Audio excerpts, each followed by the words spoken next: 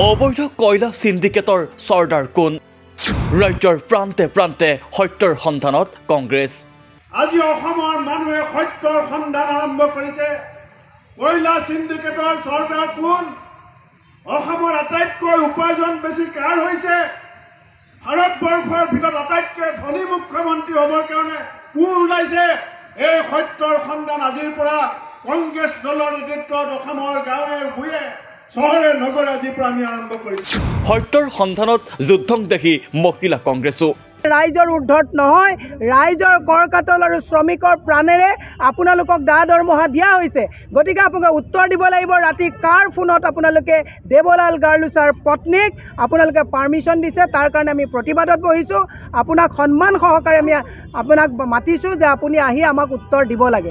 অসমত এতিয়া আটাইতকৈ লাভজনক ব্যৱসায় কাৰ? দেশৰ ভিতৰতে আটাইতকৈ ধনী মুখ্যমন্ত্ৰী হোৱাৰ প্ৰতিযোগিতাত কোন? সত্যৰ সন্ধানত ৰাজ্যজুৰি অভিযান আৰম্ভ কংগ্ৰেছৰ। কি কৈছিলে হিমন্ত বিশ্ব শৰ্মা ডাঙৰীয়াই যে 2000 টকা যদি কোনোবাই ঘুষ খায় তেওঁ মুখ্যমন্ত্ৰী থাকোঁতে হিমন্ত বিশ্ব শৰ্মা ডাঙৰীয়াই বোলে বাঘৰ দৰে জঁপিয়াব। এটা পৰিয়ালে হোটেলৰ পাছত হোটেল কিনিছে,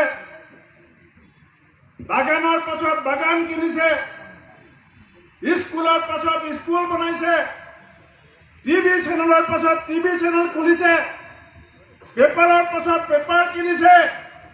আজি অসমৰ মানুহে সত্যৰ সন্ধান আৰম্ভ কৰিছে। কয়লা সিন্ডিকেটৰ চৰ্দাৰ কোন? অসমৰ আটাইতকৈ উপাৰ্জন বেছি কাৰ হৈছে? ভাৰতবৰ্ষৰ ভিতৰত আটাইতকৈ ধনী মুখ্যমন্ত্ৰী হ'বৰ কাৰণে কোন ওলাইছে? এই সত্যৰ সন্ধান আজিৰ পৰা কংগ্ৰেছ দলৰ নেতৃত্বত অসমৰ গাঁৱে ভূঞে চহৰে নগৰে আজিৰ পৰা আমি আৰম্ভ কৰিছোঁ। উমৰাংছৰ কয়লা খনিৰ ঘটনাৰ পাছতেই কয়লা সিন্ডিকেটৰ চৰ্দাৰৰ সন্ধানত নামিছে কংগ্ৰেছ। শুকুৰবাৰে কয়লা সিন্ডিকেটৰ চৰ্দাৰ বিচাৰি সত্যৰ সন্ধানত ৰাজ্যজুৰি ধৰ্মঘটৰ কাৰ্যসূচী ৰূপায়ণ কংগ্ৰেছৰ। ৰাজ্যৰ বিভিন্ন জিলাৰ লগতে গুৱাহাটীৰ মানৱেন্দ্ৰ শৰ্মা কমপ্লেক্সত কংগ্ৰেছৰ ধৰ্মঘট কাৰ্যসূচী। হিমন্ত জাহাজ, হিমন্ত বিশ্ব, হিমন্ত বিশ্ব। কংগ্ৰেছৰ প্ৰতিবাদী কাৰ্যসূচীত আক্ৰমণাত্মক APCCৰ সভাপতি ভূপেন বৰা। অবৈধ কয়লা সিন্ডিকেটৰ চৰ্দাৰ কোন? অসমত এতিয়া আটাইতকৈ লাভজনক ব্যৱসায় কাৰ? দেশৰ ভিতৰতে আটাইতকৈ ধনী মুখ্যমন্ত্ৰী হোৱাৰ প্ৰতিযোগিতাত কোন? এনে এলানি প্ৰশ্ন তুলি মুখ্যমন্ত্ৰীলৈ কবিতাৰ ভাষাৰে খেল ভূপেন বৰাৰ। অসমৰ মুখ্যমন্ত্ৰীক এষাৰি কবিতা খালি শুনাব বিচাৰিছোঁ। অসমৰ মুখ্যমন্ত্ৰী হিমন্ত বিশ্ব শৰ্মা শুনাব বিচাৰিছোঁ, কাৰণ তেওঁ ভাবে বহুত ডাঙৰ মানুহ, কিন্তু তেনেকুৱা মানুহৰ কথা কবিয়ে লিখিছিল যে থাকক থাকিলে তাৰ ডাঙৰ উপাধি, থাকক থাকিলে তাৰ ডাঙৰ উপাধি, জগতৰ ফটা ফুটা নাম, কিন্তু তেনে স্বাৰ্থপৰ দূৰ কপলীয়া নাপায় খ্যাতি জনমত, কিন্তু তেনে স্বাৰ্থপৰ দূৰ কপলীয়া নাপায় খ্যাতি জনমত, ধূলিৰ মানুহ মিলি যাব ধূলিৰ লগত। আৰু বাহুবলেৰে বলিয়ান হৈ পেলাই হিমন্ত বিশ্ব শৰ্মা ডাঙৰীয়াই অসমীয়া জাতিৰ চকু পানীক যেনেকে ভৰিৰে মোহাৰিবলৈ কুণ্ঠাবোধ কৰা নাই। উমৰাংছত কয়লাৰ অবৈধ খননত জড়িতক গ্ৰেপ্তাৰৰ দাবী তুলি কংগ্ৰেছৰ অভিযোগ। আজি CBI ক'ত গ'ল? আজি গুৱাহাটীত থকা CBI অফিচ, আজি গুৱাহাটীৰ পুলিচ, ডিমা হাছাওৰ পুলিচ ক'লে গ'ল? সুৰংগৰ পিছত সুৰংগ ওলাইছে, সুৰংগৰ পৰা ওলোৱা পানীৰ ঢলত মানুহ ওপৰলৈ উপঙি আহিছে। 5 দিন ধৰি উদ্ধাৰ অভিযানত শ্ৰমিকক বিচাৰি উলিয়াব পৰা নাই।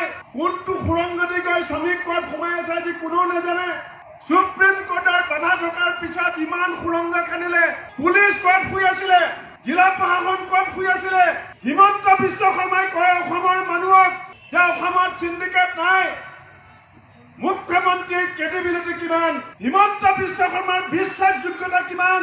প্ৰতিবাদী কাৰ্যসূচীত অংশ লৈ ৰেকিবুদ্দিন আহমেদো আক্ৰমণাত্মক হ'ল মুখ্যমন্ত্ৰী হিমন্ত বিশ্ব শৰ্মাৰ বিৰুদ্ধে।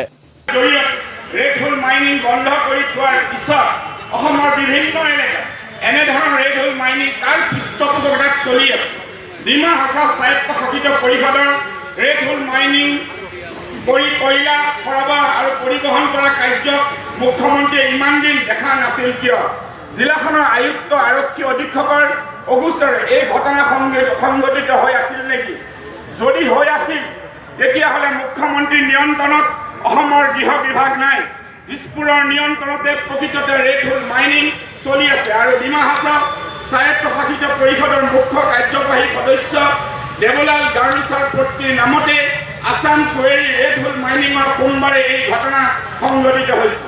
ইতিমধ্যে খনি আৰু খনিজ সম্পদ বিভাগে কয়লাৰ মুক্ত খননৰ অনুমতি দিব পাৰে যদিও ৰেড হোল মাইনিঙৰ কোনো অনুমতি দিব নোৱাৰে। ইফালে গুৱাহাটীৰ কোল ইণ্ডিয়া লিমিটেডৰ কাৰ্যালয়ৰ প্ৰাংগণত প্ৰতিবাদ সাব্যস্ত প্ৰদেশ মহিলা কংগ্ৰেছৰ। প্ৰতিবাদস্থলীৰ পৰা কোল ইণ্ডিয়া লিমিটেডৰ বিষয়াৰে ফোনত কথা পাতি এলানি প্ৰশ্ন কংগ্ৰেছ নেত্ৰী মীৰা বৰঠাকুৰৰ। আপোনালোকৰ পৰা উত্তৰ বিচাৰিছোঁ যে দেৱলাল গাৰ্লুছা আৰু কণিকা হুজাইৰ পইচা হিমন্ত বিশ্ব শৰ্মাৰ পকেটলৈ কিমান যায়, হিমন্ত বিশ্ব শৰ্মাৰ ধমকিত আপোনালোকে পাৰ্মিশ্যন দিছে নেকি, তাৰ উত্তৰ কোল ইণ্ডিয়াৰ পৰা লাগে। প্ৰত্যেকটো ডিপাৰ্টমেণ্ট ৰাইজৰ উৰ্ধত নহয়, ৰাইজৰ কৰ কাটল আৰু শ্ৰমিকৰ প্ৰাণেৰে আপোনালোকক দৰমহা দিয়া হৈছে। গতিকে আপোনালোকে উত্তৰ দিব লাগিব, ৰাতি কাৰ ফোনত আপোনালোকে দেৱলাল গাৰ্লুছাৰ পত্নীক আপোনালোকে পাৰ্মিশ্যন দিছে, তাৰ কাৰণে আমি প্ৰতিবাদত বহিছোঁ। আপোনাক সন্মান সহকাৰে আমি আপোনাক মাতিছোঁ যে আপুনি আহি আমাক উত্তৰ দিব লাগে। আমি কোল ইণ্ডিয়া অফিচত আছোঁ, যি পৰ্যন্ত আপোনালোক নাহিব আমি নাযাম।